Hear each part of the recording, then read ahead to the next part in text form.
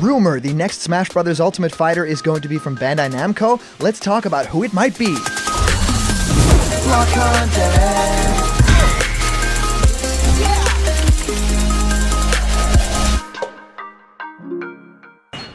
What's happening, my Block buddies, and welcome to a brand new episode of Blocked Content's Leak Speak. My name is Callum, and this is going to be your content for today. We've been talking a whole lot about who those final 3 fighters could be in Super Smash Bros. Ultimate today. We get to break down information that might hint at it being a Bandai Namco character. Of course, we know that Super Smash Bros. Ultimate and back in Smash Bros. For Wii U and 3DS days, those were also developed by Bandai Namco. Like co-developed, Sakurai put that team together, and they've been doing really amazing things with Smash Brothers.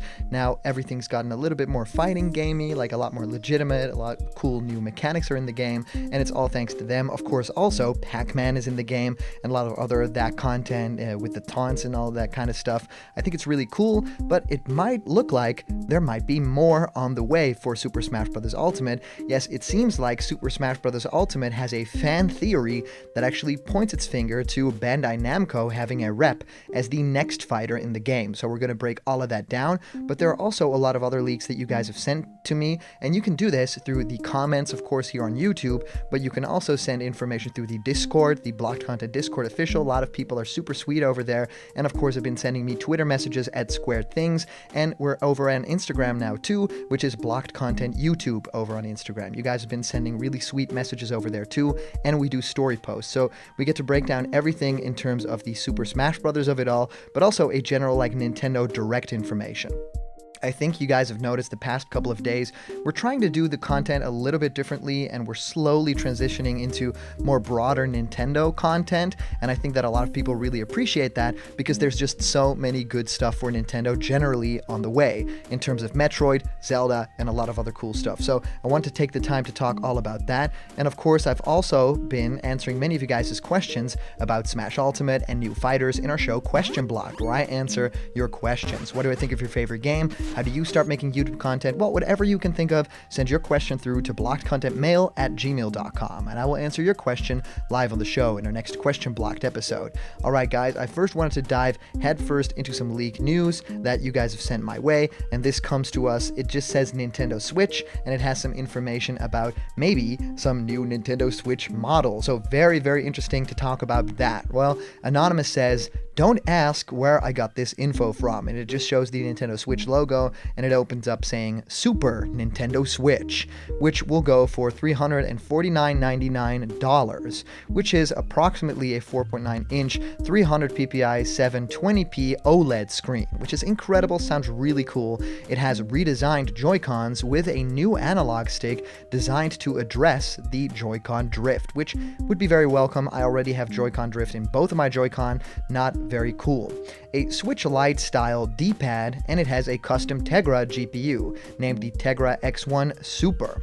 It still targets 1080p in docked mode, and it has a dedicated GPU for DLSS upscaling to 1440p 4K inside the dock. It has 6 GB of RAM and a 6 to 8 hour battery life. It launches the same day as Breath of the Wild 2, and it will have Zelda themed edition bundle. Now it continues on to say a couple of other things. There have been a lot more leaks that you guys sent my way, and this one actually talks about a new Direct that actually could drop this week, so this Thursday, which is just a couple of hours off, so hopefully something like this will happen. But I mean, Nintendo now dropping Directs out of nowhere seems not very plausible. But let's talk about the possibilities, right? New Direct drops on this Thursday.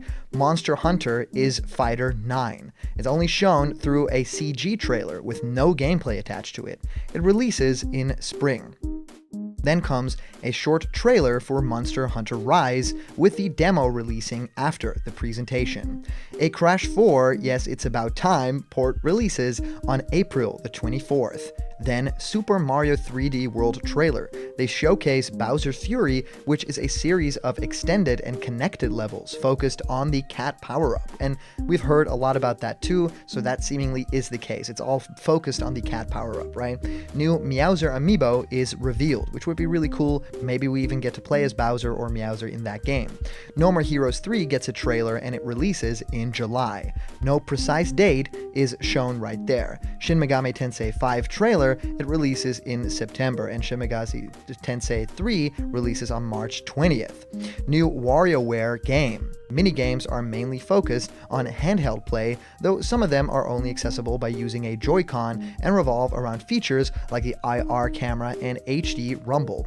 It releases in June. Then we get an Apex Legends trailer, and that releases after the presentation. Then Bayonetta 3 trailer is shown. Her new design looks similar to the first games, but with dark purple elements. New ghost-like enemies are shown, and it releases on August 20th. Mass Effect Legendary Edition is announced on Switch, and it releases in 2021.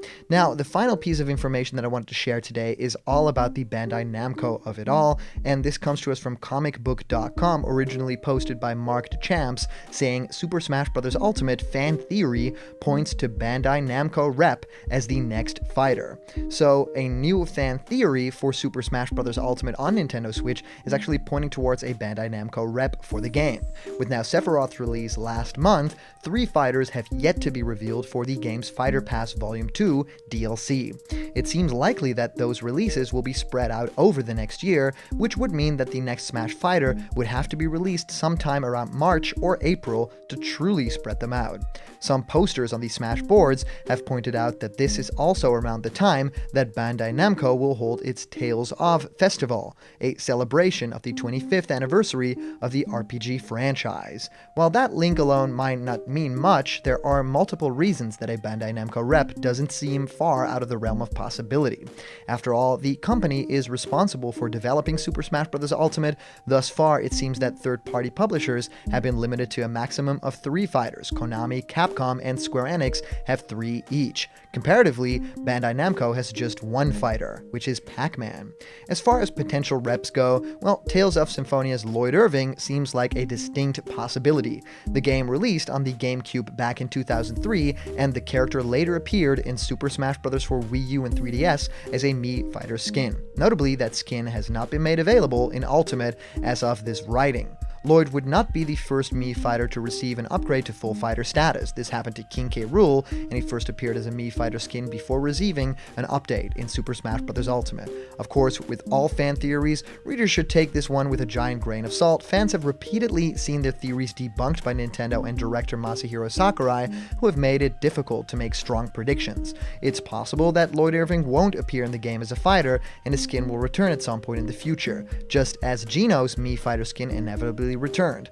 For now, fans will just have to wait and see what Nintendo has up its sleeves. So yes, I think that Lloyd Irving is a definite possibility. I think Bandai Namco Rep is just potentially up in the air right now. I think those final 3 fighters do have a lot to prove right now. The Fighters Pass has been very interesting to say the least, with a first-party fighter in Min Min, then Steve, a huge get for a lot of people, and then Sephiroth, which broke the internet. I think that it's going to be a lot of fun to find out what the balance is of the final 3 fighters. So really curious what you guys think of all the news of today. There's so much to break down in the comments, so I'm super curious. If you comment down below, that could actually be featured and read out loud in our next video. And today's comment question is, well, do you actually want Lloyd Irving in Super Smash Bros. Ultimate? And as for previous comment question winner, our answer actually comes to us from our user, Sean Lactus, Devourer of Universes, who actually wins twice in the same week, so congratulations, really cool.